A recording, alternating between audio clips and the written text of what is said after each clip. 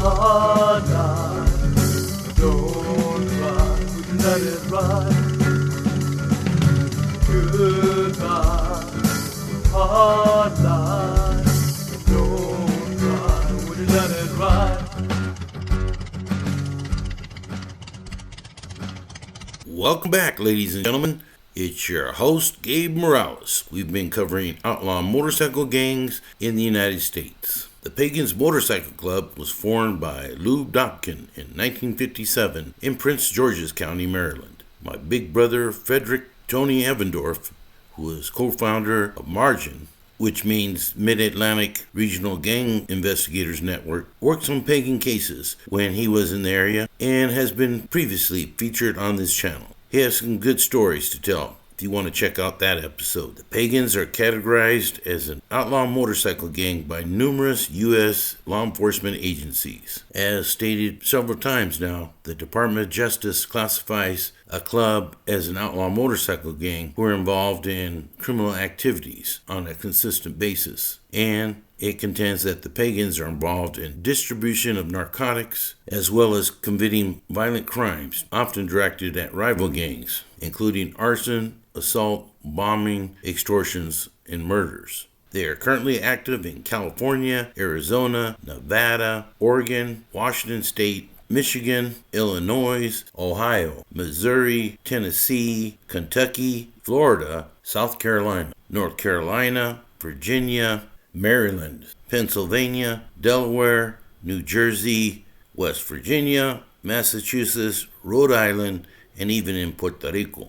I heard they're possibly also active in Texas and some other states, but I was not able to verify at the time of this production. So let me know if I missed any. The Pagans website shares little information about the club. In fact, the Pagans are probably one of the most secretive clubs I've ever come across. However, I did find one of their Facebook pages that had some interesting information. In previous episodes, I talked about some of the animosity between many of the major outlaw motorcycle gangs. However, at one time, they mostly got along, as seen in this pic. Today, the Pagans' biggest enemies are the Hells Angels, which was a war that started when the HAs moved into their northeast U.S. territory in the late 1970s. The Mongols MC seem to be allies, as seen in numerous pictures, but recently there's been tensions between the Vagos and the Pagans after the Pagans patched over a Vago support club called Green Machine. They have expanded rapidly in recent years across the U.S., and I have personally saw some of their activities in the greater Seattle area, which has traditionally been Bandito's territory, but has also experienced some HA activity, as I covered in previous videos. Just a couple of years after their foundation, the Pagans had expanded rapidly, and by 1959, they are often seen wearing blue denim jackets or cuts with their embroidered insignia, which was more of a two-piece patch than the more standard three-piece patches utilized by most OMGs. As they were primarily concentrated in the Northeast and Mid-Atlantic, they eventually added East Coast to the bottom of their logo and have since added more regions to their bottom patch, or rocker. They usually rode Harley Davidsons or Triumph motorcycles and soon began to evolve into a one-percenter club. In fact, the Pagans claim to have invented the 1% term and have referenced newspaper articles stating such at the time. During the early 1960s, they adopted a formal constitution and a governing structure set up much like other OMGs, with the national president, vice president, etc. They were a fairly non-violent group until 1965, where there's some documentation of violence at that time. Pagans president John Satan Marone led the club in the 1970s and steered the club towards even higher levels of crime. Under Marone's leadership, the Pagans grew to nearly 5,000 members by the early 1970s. Unlike other clubs, their mother club is never in any fixed location, but has generally been located in the Northeast. According to their traditions, the top echelon of the leadership must always number 13 members, which makes up their board. These are made up of chapter presidents, but may be representative by substitutes on certain occasions. The Pagans began expanding into Florida in the 1990s and then started moving west, eventually with many chapters on the other side of the Mississippi River.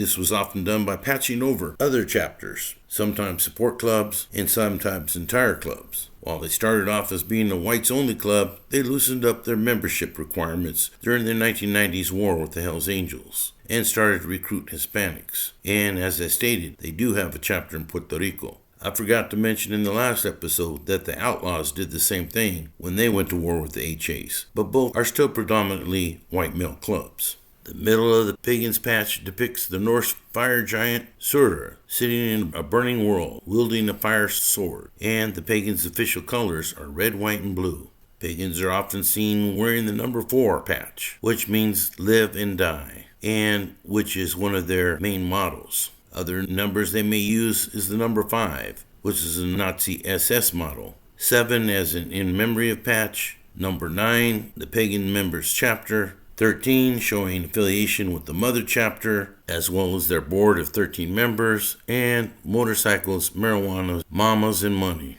And they may also wear 16 for the 16th letter of the alphabet for pagans. They may also wear the number 29, which shows an alliance of the Mongols plus the pagans. 16 plus 13 equaled 29. As I stated, at one time, the pagans were estimated to have around 5,000 members. But it is estimated that currently they have under 2,000 members in more than 100 chapters. Members are required to adhere to the club rules, such as that they only ride Harley-Davidson motorcycles. Members are not permitted to quit the club, but can be expelled for serious rule violations. Reasons for expulsion may include losing your motorcycle or any club property, including your colors. Thus, they are often guarded with the utmost security. For minor rule violations, they are usually hit with a fine. Like I said, the pagans are very secretive. It is hard to even find any of their marked clubhouses. So it is believed they often move these around for security purposes. This is in contrast to many of the other big clubs, such as the Hells Angels and Outlaws MC, who have very visible markings outside of their clubhouses, which makes them very easy to identify. Like other major OMGs, they have support clubs. The Sons of Satan MC are known as one of the main pagan support clubs. They also have the Thunder Guards MC, which is a Baltimore-based black motorcycle club that is also said to be a support club. By the way, there was one person who viewed my last video and questioned my mentioning any support for the Outlaws by the African American motorcycle club Outcast. I'm still trying to verify if that is a bogus claim, but I'm not just going to go off of one person's word. I'd like to see any hard evidence that it is or isn't to the contrary. So if there are any members listening to this on either side, Outlaws or Outcasts, who can confirm or refute this info, I'm all ears. The pagans have been linked in the past to Cosa Nostra crime families, in particular in the Philadelphia, Pittsburgh, New York, and New Jersey areas. But they have also feuded with them. For instance, a well-known member of the pagans was Anthony Rocky LaRocca, who was the nephew to former Pittsburgh Mafia boss John LaRocca, and he acted as a liaison between the pagans and LaRocca crime family. In 1973, Rocky and another member of the pagans were charged with assaulting an ATF agent.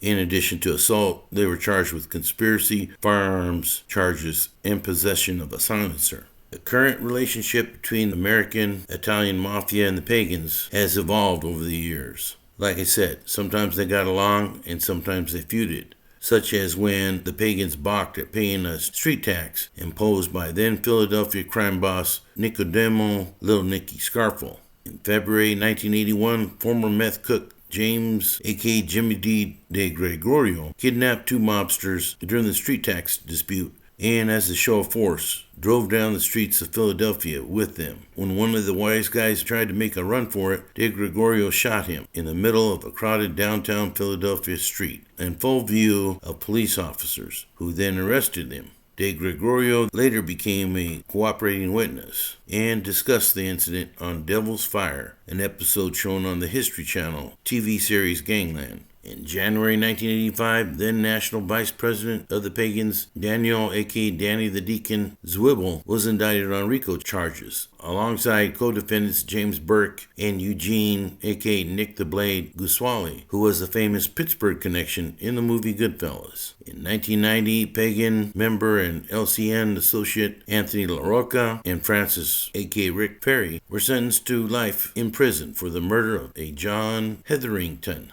While incarcerated, LaRocca continued to control his cocaine distribution network through family contacts in the mob until he was indicted again and given an additional 20 years. Besides being involved in the mob, they've been involved in several major non-mob crimes. For instance, on March 5, 1974, 17-year-old Amy Billig disappeared from her home in Florida. 24 years later, Paul Branch, a former Pagans member, revealed in a deathbed confession that she had been abducted, drugged, raped, and murdered. The case received national media attention, including being featured on Unsolved Mysteries and on America's Most Wanted. One-time Pagans National Sergeant-at-Arms Kirby Bear Keller was indicted by a federal grand jury in Maryland in 1976, accused of operating a 5-state drug ring on the East Coast. In March 1985, 42 members and associates of Pagans and the Iron Coffins MC were indicted on drug sale charges. The rest came after a 3-year investigation into distribution of LSD, PCP, and amphetamines. In 1991, there was a bar fight in Baltimore between the Fates Assembly Motorcycle Club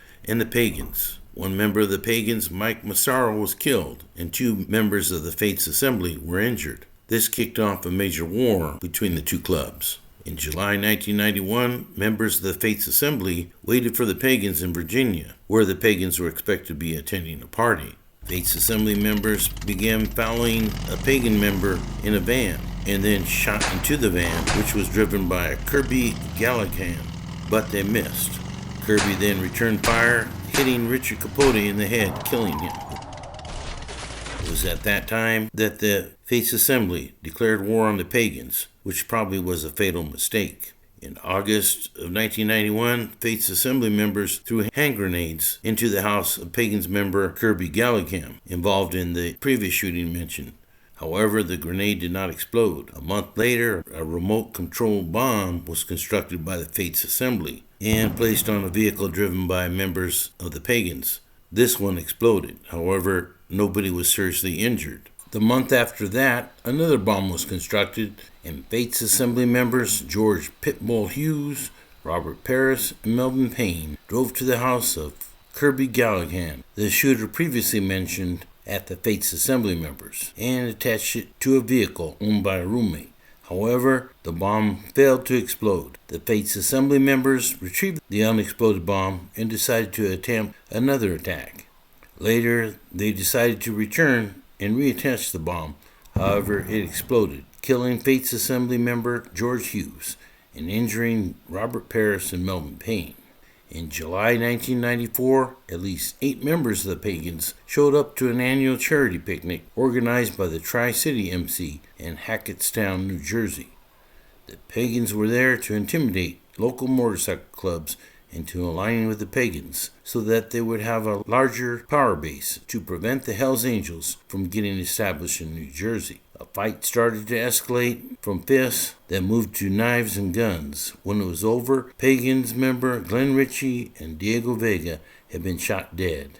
Pagan member Ron Locke and Tri-City member William Johnson had gunshot wounds, and Tri-City member Hank Rigger had his throat cut. Long Island Pagans Chapter President Keith Conan Richter, who I'll mention in more detail here, served 16 years in a federal prison for ordering the killing of a Long Island strip club manager who refused to pay extortion fees to the gang in 1998.